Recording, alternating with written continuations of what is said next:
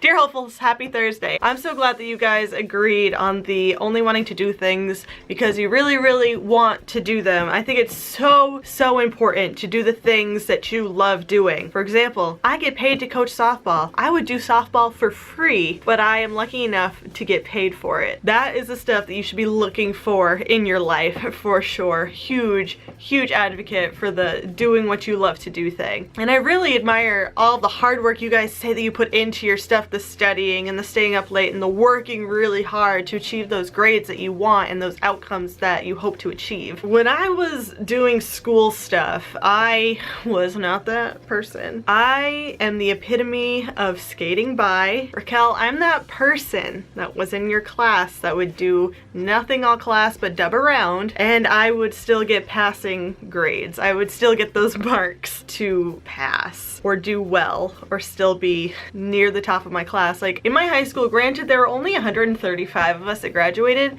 but I was number 9. I have no idea how I was number 9. College, I remember falling asleep in many classes and somehow still achieved high enough marks to the point where I'm not worried if I go into a job interview. Like, I am the most averagely average person there has ever been. However, Katie, Rebecca, you are totally right. The higher up in education that you get, the more expectations there are, obviously. And that gap from one to the next is quite a bit. It's quite a jump, it's quite a leap. And although I didn't really change my study habits when I went from high school into college, like I just told you, I slept because I'm garbage. I still managed those decent grades and was able to skate by and got good marks. Like, they're not anything to be ashamed of. My work ethic it's a little in the middle, but I still have my degree. I have my bachelor's degree in psychology. I went for the 4 years. I have that certification. However, when I graduated from college after those 4 years, I was so nervous to go out into the real world. I did not want to go. I was not ready. I wanted to stay. I wanted to do college more. Looking back now, I don't know why. I much prefer my adult life to my college life. But I was nervous about leaving because when you do school your entire life, it's really hard to let go of that. I work in a school now. So I applied for grad school at my same university. I applied for business administration with my psychology degree. Let me tell you, everyone in my class was leagues and leagues ahead of me. Why did they let me in to a business master's program? And it was accelerated. Why? Why me, who skated by with her psychology degree, allowed to go into that course? I went into it, and needless to say, I did horribly. I did not understand a damn thing that was going on. And why would I? Why did I expect myself to know anything? I had a psychology degree. I know nothing about business. Business is boring, and yet I was still wasting money trying to go to this graduate degree. So I got really down on myself because I didn't know anything, because all the other people that were in there, or at least the majority of them, had just spent the last 4 years learning about business. They were in the right spot. I was not. So I switched, still going to the same university, I switched over to healthcare administration, thinking in my foolish brain that I want to do mental health. That's the same, right? No, it's just business administration from a hospital standpoint, essentially. So again, I was doing the same classes as my business degree, but getting absolutely nowhere because I knew nothing, because I am not trained in this.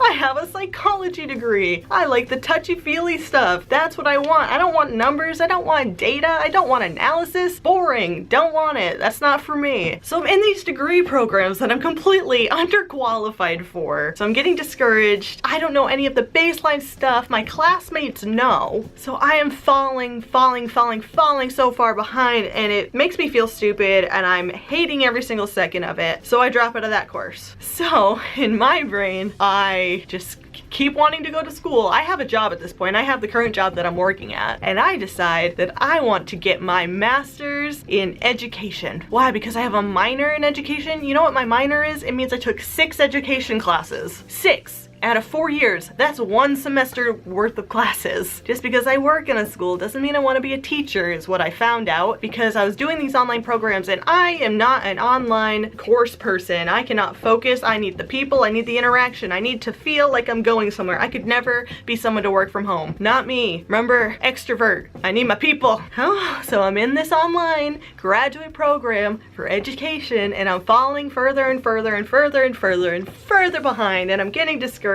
and I just basically want my head to explode. I think that would solve everything. At that point, I'm just like, but can it be done? Why am I doing this to myself? Because on these online courses, you can't just sit in the back of class, absorb everything, and pass, which is how I did school from elementary all the way through college. So I dropped out of that course. But no, I wasn't done yet. Apparently at this point, determined to get my master's degree in something. I had tried so long. I changed programs from education to special education because that's the kind of populace I work with. I work in special education now as a behavior support, not as a teacher. Now looking back at it, I'm thinking that I was doing it to try to defer my loans because I was not invested. I do not have that motivation to get stuff done and to get that end result. Like you guys, that's not my motivation. My motivation is people. My motivation is in the moment. My motivation is social atmospheres. And I was not getting that in the online program, and I was not getting that in programs that I was underqualified for. So I was miserable.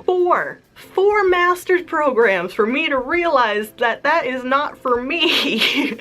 4. I don't give up, apparently. Even if it's in my best interest, I don't give up. I don't know if that's good or bad. So finally, after 4 times, I realized that this was not a beneficial thing for me, and maybe it wasn't the time for me to go to grad school. But feelings of failure were rampant at this part of my life. From the end of 2013 until the beginning of 2016, I spent feeling this failure. And I think my best feeling of accomplishment was letting go. Not doing those things, going to grad school, was a bigger accomplishment than having gone through it and getting a degree that I would not use. I can't imagine myself in this moment using any of those degrees. So my biggest success was failing, which is so weird, but it's life, and sometimes that happens, and sometimes the best thing to happen to you is to fail. So I'm interested to know, is there anything that you've done in your life that didn't quite go to plan, but it was better